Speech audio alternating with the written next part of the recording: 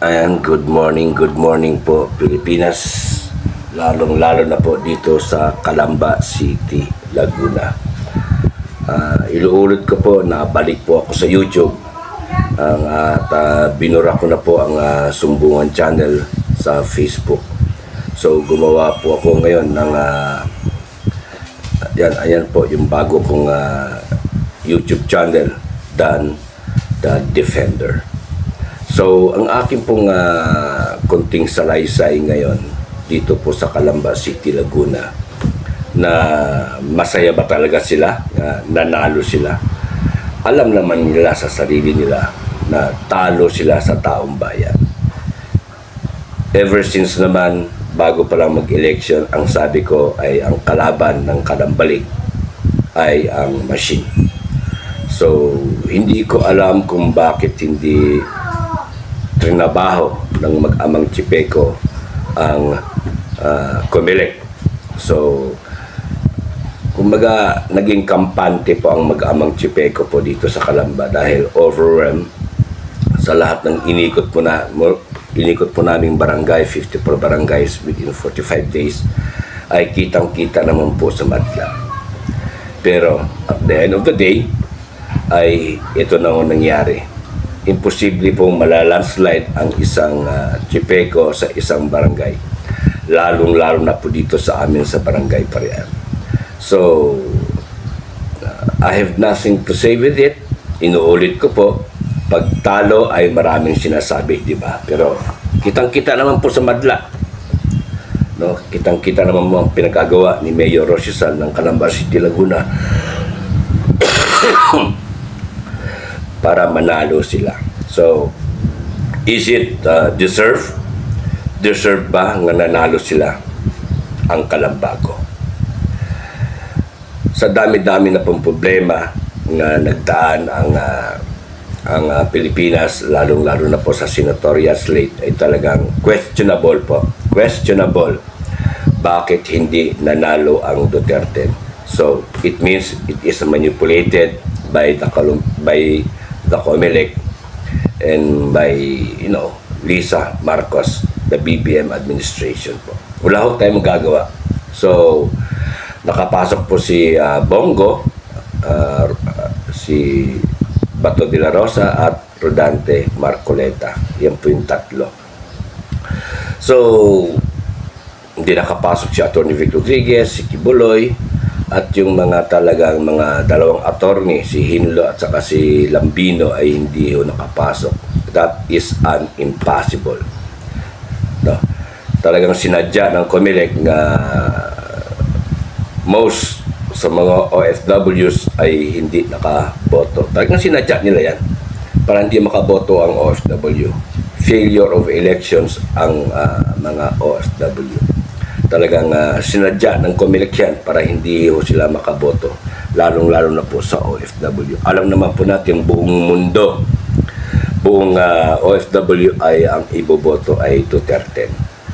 So, ngayon po magkakaroon kaya ng eleksyon sa barangay SK elections. For me, hindi na po ako boboto at hindi na po ako makikialam sa politiko.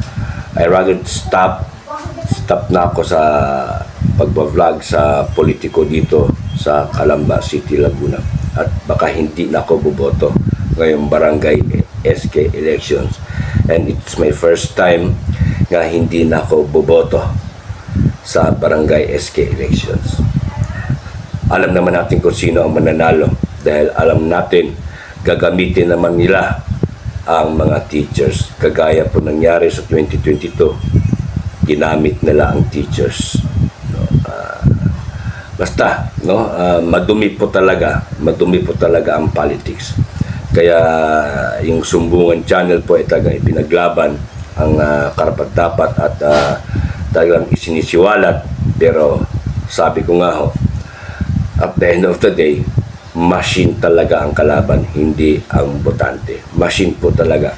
So itong manual, itong barangay SK elections ay ang kanilang gagamitin kahit manual ay ang mga teachers para may panalo ang mga kaalyado ng partido ng CMD Lakas, itong Kalambago.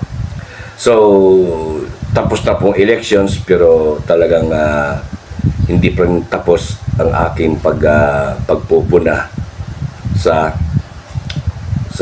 Kalambago.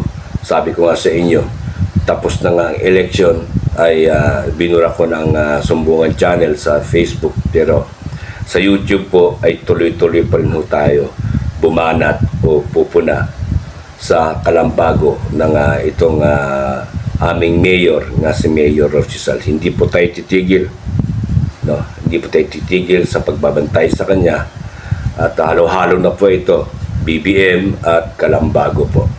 So yan lang po muna ang aking isisiwalat po ngayon, dahil bago pa lang po, June 30, no, ay mag-o-out na sila, no? So